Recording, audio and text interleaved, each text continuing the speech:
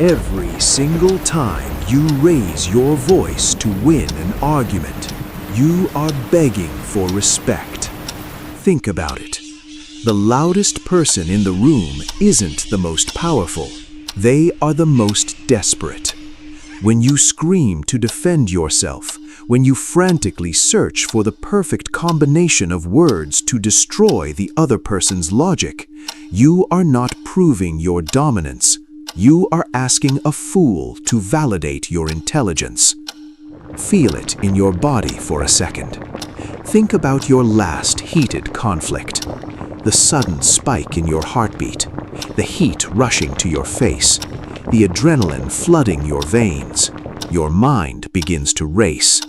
It seems like you firmly believe that if you just explain yourself clearly enough, if you just speak a little louder or find the ultimate counterargument, you will win. You think logic can defeat chaos. They lie to you. I don't know if you will realize it right now or in a few minutes, but the moment you open your mouth to defend yourself, you have already lost. Look closely at the mechanics of an argument. It is never about the truth. It is never about finding a logical solution. It is a primitive, ugly battle for emotional dominance. The person standing in front of you, raising their voice, throwing accusations, is not looking for a debate. They are drowning in their own chaos, and they are desperately trying to drag you down into the dark water with them. You think you are defending your honor. In reality, you are playing their game.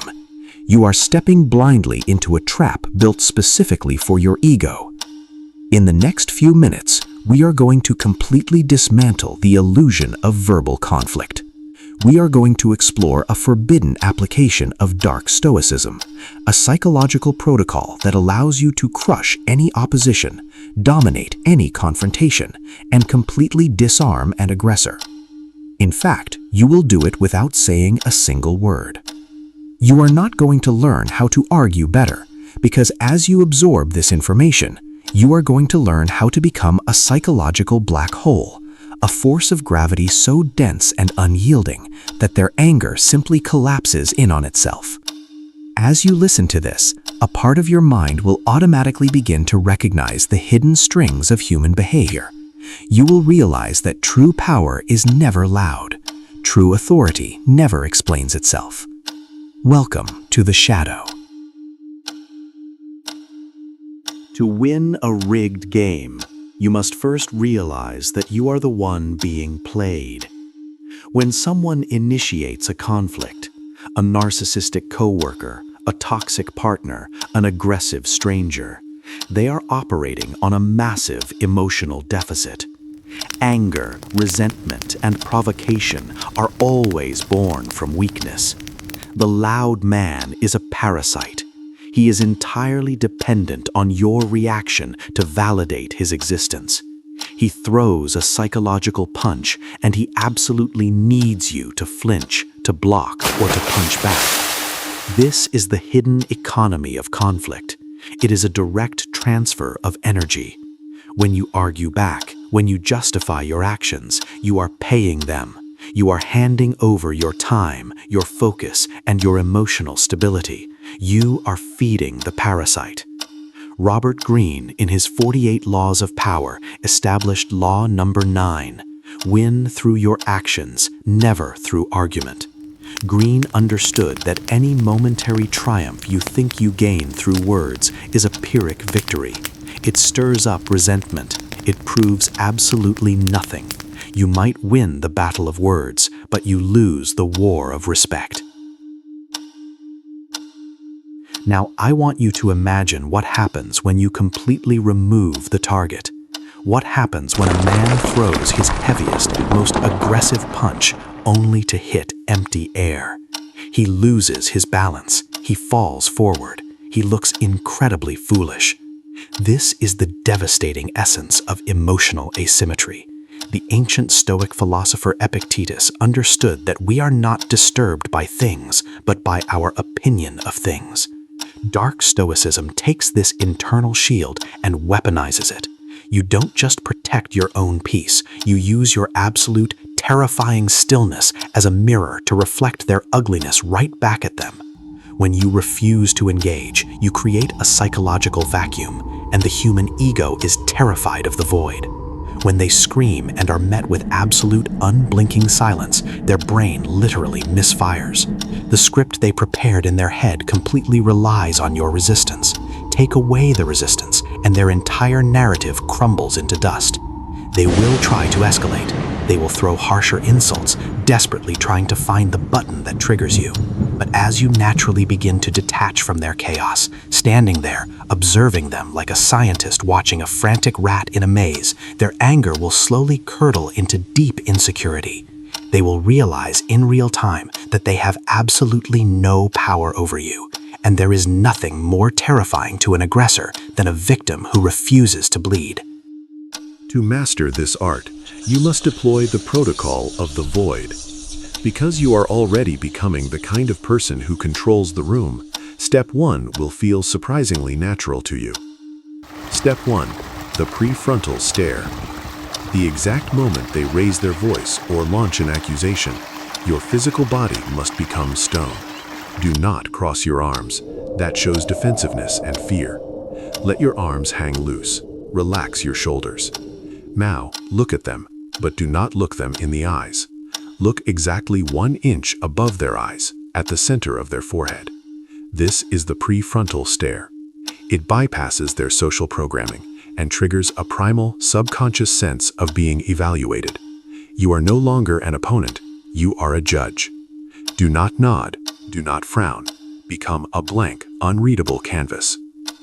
Step 2. The 3-second disconnect.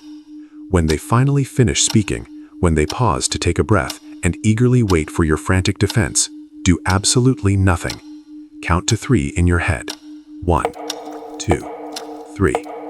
In the world of high-stakes FBI negotiation, Chris Voss calls this the power of the pause. 3 seconds of absolute silence in the middle of a heated argument feels like an eternity. It is deafening. It forces the heavy burden of the conversation entirely back onto their shoulders. Usually, they will start talking again, but this time they will be backpedaling. They will start explaining themselves. They are desperately trying to fill the terrifying silence you just created. Step 3. The minimalist label. If you must speak, never address the content of their argument. The content is an illusion. Address their emotional state. Use tactical empathy, but keep it surgical and cold. Say in the lowest, slowest voice possible, "It seems like you are very upset right now," and then go right back to silence. You are not agreeing, you are not disagreeing. You are simply labeling their loss of control. You are pointing out to the entire room that they are emotional while you are rational. This is incredibly disarming. It instantly frames their aggression not as a valid point, but as a childish tantrum. Step 4. The strategic withdrawal. You do not owe chaos an audience. Once you have established absolute dominance through your silence, remove your presence. You can simply say, "We will talk about this when you are calm." Then turn your back and walk away. Walking away is the ultimate display of power.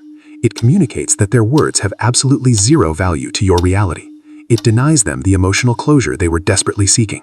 You leave them trapped in the room with their own toxic energy, with no one to project it onto but themselves.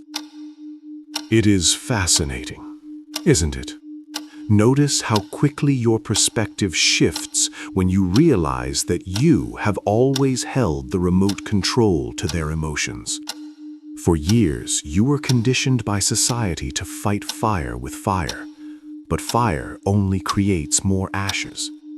Water doesn't fight fire, it drowns it. Silence is the deep water. As this new reality integrates into your mind, one might begin to notice that the less you react, the heavier and more imposing your physical presence becomes. The people around you will sense the shift. The manipulators, the loudmouths, the energy vampires, they operate purely on animal instinct, and their instinct will instantly tell them that you are no longer prey. Think about the ancient marble statues weathering a violent storm. The wind howls, the lightning strikes, the rain lashes aggressively against the stone. Does the statue argue with the storm? Does it try to convince the wind to stop blowing? Does it explain its position to the rain? No, it simply exists. And when the storm finally exhausts itself, when the chaos fades away into nothing, the statue is still standing, untouched, unbroken, and permanent. You are the stone. Their words are just wind. When you truly master the art of the silent victory, you reclaim an enormous amount of mental real estate. The vital energy you used to waste on imaginary arguments in the shower, the sleepless hours you spent agonizing over what you should have said, all of that power is returned to you. You realize with absolute clarity that you don't need to win their approval. You don't need them to understand your point of view, because their understanding is entirely irrelevant to your reality. The quiet man understands that a conflict is simply an invitation to step down off his throne and wrestle in the mud with a pig. And the quiet man never steps down. While you sit there now, listening to the sound of my voice, you can already feel the armor hardening around your mind. A part of you already knows this is the truth. And the next time someone tries to drag you into their chaos, you will automatically feel a familiar sensation. You will feel a deep, calm, heavy anchor dropping into the very center of your chest. Instead of panic, instead of the rush of adrenaline, you will feel a cold, sharp clarity. You will look at them, and you will see exactly what they are. A child, terrified and out of control, throwing a desperate tantrum in the dark. You will not feel anger. You will not feel the need to explain yourself. You will feel absolute, unshakable indifference. You can choose to let them scream. You can quietly watch them exhaust themselves. And the more they try to provoke you, the deeper your silence angers you. The harder they push, the stronger you become. You don't need to fight anymore, because before a single word is spoken, you have already won. Someone who completely controls their own mind cannot be defeated by someone who cannot even control their own mouth. This is the code of the shadow. You are no longer accessible to the noise. You have elevated yourself far above the battlefield. The world will always try to test your boundaries. The weak and the loud will always try to bring you down to their level, simply because they cannot rise to yours. Let them try. You now have the tools. You have the psychological discipline. You have the weapon of silence. If you are ready to stop bleeding your precious energy to fools and start building your empire in the quiet, then you know exactly where you belong. Subscribe to the silence. Join the architecture of influence. And remember, a lion never loses sleep over the opinions of sheep, nor does he bark back at the dogs. Stay in the shadow.